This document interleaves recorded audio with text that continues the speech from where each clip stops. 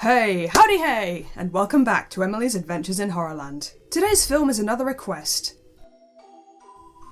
and it comes to me from the same person who asked me to review Prince of Darkness, so tell muchly to you, sir, or ma'am. In the Mouth of Madness is the third and final instalment of John Carpenter's Apocalypse trilogy, which started with The Thing, possibly the greatest horror movie ever made. And here we have a highly meta example of Lovecraftian loveliness. Now, to all those of you who aren't familiar with Lovecraft's work, never fear, because neither am I, really. All I know about Howie's work is that it involves unknowable, extra-dimensional threats from creatures who look like this.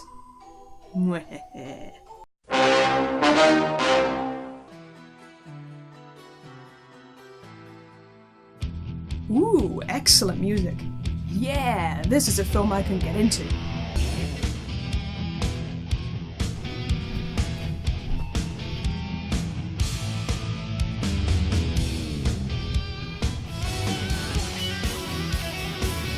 Two of my favourite things there, book publishing and surprise headbanging opportunities.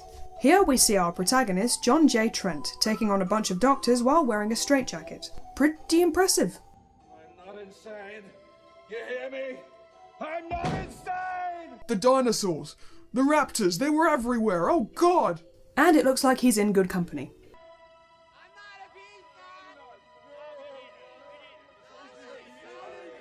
Wait, whoa. What was that guy saying?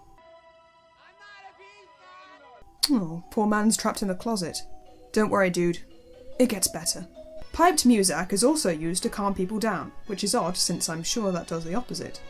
Wait a minute. It's that song! The song that drove John Cusack crazy in 1408. John Carpenter was right to hate the Carpenters. A man turns up to see Trent, who has changed his mind and wants to stay within the safe confines of his padded cell. He explains to this stranger that he was once an insurance investigator. Basically the guy who goes after scammers and fraudsters who torch their own property and possessions for the insurance money. Exactly the sort of person who would be the bad guy in an episode of Emmerdale. And to be honest, I think Sam Neill was the right choice for the role. Self-assured, skeptical, arrogant. Sam Neill has that weird face that is in equal parts affable and alarming.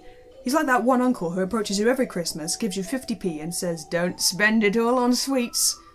Police believe the riots began because the stores could not meet the demand for advance orders of Sutter Kane's latest novel, In the Mouth of Madness. When does fiction become religion? Oh, well, I don't know. How about this? Anyway, here comes a would-be axe murderer. He asks Trent if he knows Sutter Kane, a horror writer, which is a bit of a coincidence since Trent was just told that Kane was missing. Trent has a chat with the publishing director and editor of Sutter Kane's books. If you're wondering where his agent is, well, that was him. Ah, the plot thickens. Trent has his doubts that Sutter Kane is actually missing, believing this all to be a publicity stunt. Honestly, I'm on his side at this point. It's hard to believe that A, books can have a psychological effect on many less stable fans, B, that the books would continue to be written and published the same way if that was proven to be the case, and C, that Kane's editor, Linda Stiles, would admit to it so readily. Trent realises that all the book covers have red outline shapes on them.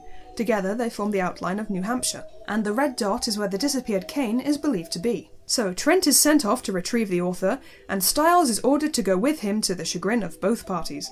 Road trip! And there you have the setup for this movie. Now then, it's pretty clear that Sutter Kane is meant to be based on Stephen King, although in It Mom the movie, Stephen King still exists and isn't enjoying the best book sales. Might be worth pointing out that Carpenter and King were friends, and Carpenter even directed a film based on one of King's horror stories. The character of Sutter Kane also resembles Stephen King in quite a few ways. Both of them dominate the market for horror fiction in their respective universes, and both of them tend to set their stories in one particular place in New England. But while Stephen King's writing process tends to involve what-if scenarios, Sutter Kane's fiction is far more prophetic than that. You'll see. As Trent and Stiles make their way to the Red Dot, believed to be the site of Kane's fictional town of Hobbs End, she accidentally runs somebody over. It turns out to be Marty McFly cosplaying as Doc Emmett Brown. Can't get out. You won't let me out. And then he just rides away again. Ding ding. Finally, the two of them get to Hobbs End. Yay! A dog! Stiles knows her way around because things within the town are exactly as described in Kane's books. So which came first, the book series or the town? Trent's still pretty skeptical, claiming that the lady downstairs is incapable of murder, unlike her fictional counterpart. Which is a bit weird, since earlier he said anyone could be capable of anything. Some believe the old sanctuary still exists somewhere trapped inside this evil edifice. Yay! Dog's back! Oh yes, and a small drove of creepy children. Pretty standard for a Stephen King universe. Oh wait, and who's holed up in the unholy Byzantine church? Sutter Kane, of course! Yay! Dogs! Later, Kane admits to his editor that his writing was directly influenced by the things behind that door, and she seems to be just fine with this.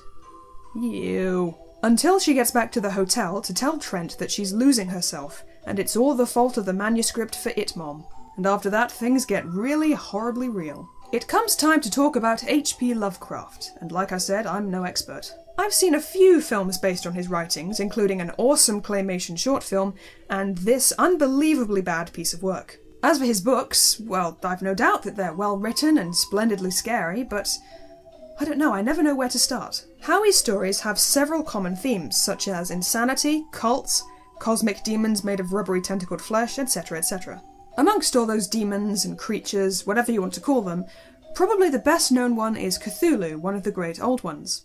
Here's a sketch by the author, blacked out by me so that you don't go crazy. There's a lot of these twisted creatures in the film It Mom, but there's also a hint of that fear that's so essential to Lovecraft's work.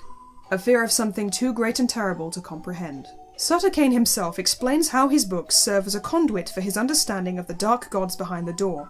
His final piece of work will be a holy book for all of civilized society. His last piece of writing, the ultimate truth. Your books aren't real. But they've sold over 1 billion copies. I've been translated into 18 languages.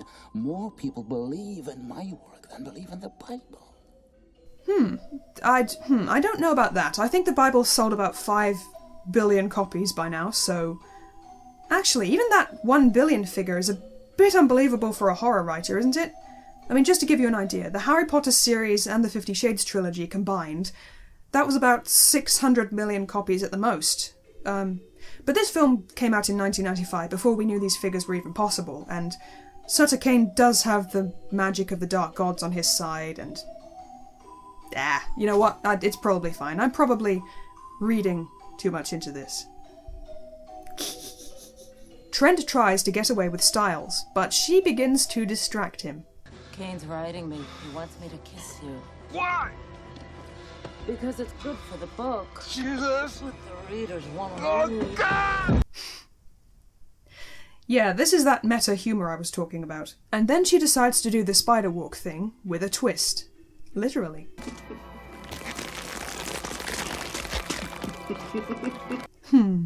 Don't we all love a good special effect? For a while, Trent drives back and forth through town. Since he's been told that Kane is writing him, I think he's doing this to try and get a good ending. A bit like me reading my Goosebumps Choose Your Own Ending books with all my fingers as bookmarks. Finally though, he escapes Hobbs End, which disappears without trace.